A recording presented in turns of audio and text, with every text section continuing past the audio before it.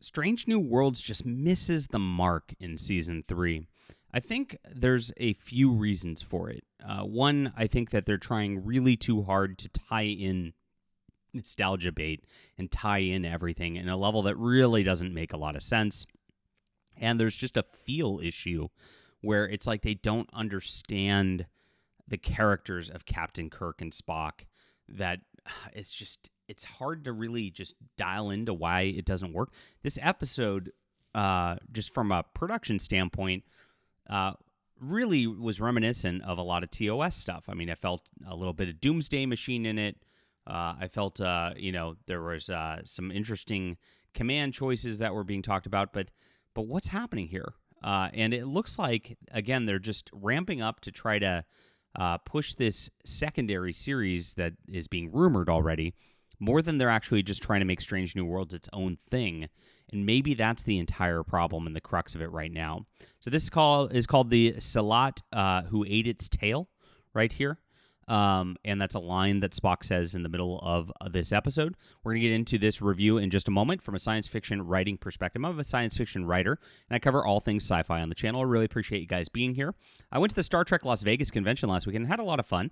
But I did notice that, people were packing the rooms for the Voyager crew, for of course, Jonathan Frakes, who played Riker. But when the new cast was up there, and they had 3 members of the new cast on at the same time. They had Christine Chapel and Uhura and the guy who plays Scotty. It was pretty empty, and the people are not resonating with this. They really need to take a look at why they're not appealing to fans, because they're always trying to reach to this new modern audience that isn't a Star Trek fan, and I think that's part of the problem as well. Let's get into this in just a moment. Please hit the like and subscribe button. Join us here as we talk about all things science fiction. Really appreciate you being here. Like I said, I'm a science fiction writer myself. If you like my thoughts on Star Trek, you are going to love my Arishan War series. This is very Deep Space Nine-like in the way that I've constructed it. It's a beautiful trilogy that builds up great characters that you're going to enjoy. Check it out. It's in the description below. Support our channel. It's available on ebook, print, and audio to make it easy for you. And out of this trilogy, I'm going to have a new series that's going to be a space exploration series, because I want to do it right. And I think I can do it right and better than these guys can. And I'm in the middle of writing the 3rd book in that trilogy. None of it's out yet, but I'm going to release it soon. And so I want you on the newsletter so that you don't miss it. So get here, grab 3 free books in the newsletter. Thanks for being here. And check out these books, The Stars Entwined, right now, if you want to support our channel, get in on this, build up, and understand the world that we're building right here. Beautiful stuff. This is real science fiction, and thanks for being here, guys. So yeah, this one, it starts off with the Farragate, and Kirk being kind of second in command there. And Kirk is in a position where the Farragate gets all blown up, almost destroyed. And I was thinking it was referencing the episode from season 2, I believe it was, of the original series. And I'm blanking on the episode name. Somebody can tell me in the comments. But it's the one where Kirk is chasing after this energy entity that's eating everything, like it's Moby Dick, and he kind of goes crazy chasing this entity because it destroyed and killed all the Farragate before. So I thought, oh, this is going to be a reference to that, and it wasn't. And then the Farragate got almost destroyed and all that again, with everybody dying again. It seems like a lot of destroyed of the Farragate happening at this point. And apparently this does take place a couple years after that sort of incident that incited the TOS episode that he talked about from his past at that point. But it wasn't even referenced here, which is kind of odd. It's like, if you're going to do something that's very clearly similar to that, and you're going to evoke that in this for Star Trek fans, at least have Kirk say something like, hey, I've been in a situation where almost everybody died before, or, because otherwise it's like, this kind of kills the suspension of disbelief, right away. And that's the little details of Strange New Worlds that just feels off all the time. It feels like they are just ignoring slight little details of continuity in everything that just kind of hurts things. And it's the same thing with the Noonien Singh girl. Why is there a Noonien Singh girl as their security officer who's fantasized and almost had a relationship with Kirk, who now is making out with Spock? And again, then they meet Khan Noonien Singh, and they don't remember her. They not even a line, she's not mentioned. Oh, we've had a Noonien Singh on the ship before. It's like, that just doesn't work. If they would have named her anything else it would have been fine. But they added that little detail in there for a member berry, for like your nostalgia bait, and yet it didn't do the nostalgia bait right. And this is the whole problem with this right here. So yes, it has a big problem. Kirk is portrayed as not really having confidence in himself, not ready for command, not really wanting to deal with command, and kind of scared of his own decisions. It's painful because it's just very not Kirk. And they're trying to show that, Spock helped him grow into Kirk. I understand, again, what they're doing. It just doesn't work and doesn't feel right again.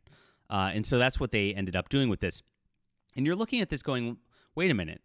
As you get halfway into this episode, we start watching this and we're like, why is Captain Pike just not really involved in any of this? And that's a great question. Isn't this a story of Captain Pike and his ship before all this? They wasted an episode where Captain Pike is hardly even in it. And it's just Kirk and Spock, and it's like they didn't want to do their actual Strange New Worlds show, and they wanted to do this new Star Trek reboot show with Kirk and Spock with these guys. It's like it's a soft pilot for that going on later on. And it's like, this is season 3. If Strange New Worlds is going into season 5 and there's 20 more episodes left, like, they're wasting these abilities to develop the characters that this show is actually supposed to be about. And that is the whole crux of Strange New Worlds. It's they're screwing things up by wasting potential. They did the holodeck episode where it's just like it screwed up continuity a little bit again, because why do they have a holodeck? And then they attacked Star Trek in that by they claimed they were just homaging it or whatever, but they attacked it, and they attacked Gene Roddenberry in it. It was very weird. Why'd they waste an episode doing that? They had a Trelane episode where it was, again, member berries that kind of didn't make sense because Trelane suddenly is involved. And why didn't he remember those people later, right? And that episode just felt like, it had the wrong details again. Everything's kind of been a waste in season 3 so far, and not actually feeling like Star Trek very much. Now, like I said, this episode at least felt like a little bit of Star Trek, so there is a little good to it. You focus on some of the bad and some of the good. I didn't hate the episode. I was just kind of bored by it and not that interested in it. So they get swallowed up. The Enterprise gets stuck in this scavenger ship that's like a ship eater that's giant, and like I said, it reminded me of the Doomsday Machine and the like from the original series also. And then, of course, they have to come up with some strange strategy to free everybody and get everybody rescued, and they end up doing so. Now, Kirk takes command, and of course, that's the whole deal. Kirk is taking his first command. Now, on the Enterprise, you have Pike with Nooney and Singh, who are dealing with invaders from that ship who are trying to siphon off their energy and the like. And they're in these weird helmets, and they walk around weird, like they're Doctor Who villains. And again, it just feels like they wanted Doctor Who and not Star Trek in this. And Pike really didn't save the day. She saved the day. Pike kind of cowered in the corner and stuff like that. It was very weird to see the captain just not be the main character, and he wasn't. And you see this the whole time too. Like, Nurse Chapel's the main character, and it's like, okay, well, this is pretty rough. And then you get this again, suspension of disbelief problem. You have this lady who's the engineer now. I forget the name of the actress here, Carol Kane, and she's got this voice like this. And it's so hard to listen to her in this, and I don't know what they're thinking with having her in this. And she's got this quarters where it's got all this junk from forever, and she remembers the 1980s and early 2000s like they're yesterday, because, of course, they want to reference modern times in this. And they wire this phone cable system throughout the ship in 15 seconds to talk to each other across the ship. It doesn't make any sense again. And doesn't feel right again. This is kind of those things in Discovery where it's like, oh, science! And they'd proclaim science, and then things would just magically suddenly happen. This is exactly what happened here. And it's just like, they kill the suspension of disbelief again because it goes too far too quickly in this kind of thing where it just doesn't feel like they naturally came across this or actually were able to do this. And so as the communications are down and they use this wired communication, that's cool. But again, it would have taken so long to actually wire the ship by hand like that. There's no way this could have happened, right? in the span of time this was supposed to be in. And so just a lot of problems where it's like, they try to be science-y, but it's actually fake science. And that's again what set Star Trek apart from other shows, was that they really were feeling like it was something that could actually happen. And when you throw these suspension of disbelief problems in it, it just kills an episode, right? So the final twist is played in one, and this is Trek Central's review of this. I'm not coming at this from like a right leaning perspective or anything like that.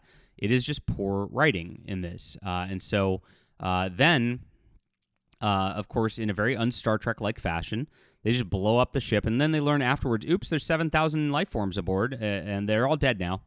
And sorry about that. And then Pike goes, sometimes you just got to make hard decisions to save the ship. It's like, what? Very un-Star Trek-like ending, and of course, very, a Kirk or a Picard in the original show would have found a way to fix things, would have found a way to communicate, would have found a way to do things right, rather than just like let it go like this. And it was pretty ugly, and again, just demeaning to the characters, to their heroism, and that's the whole problem with Strange New Worlds in a nutshell.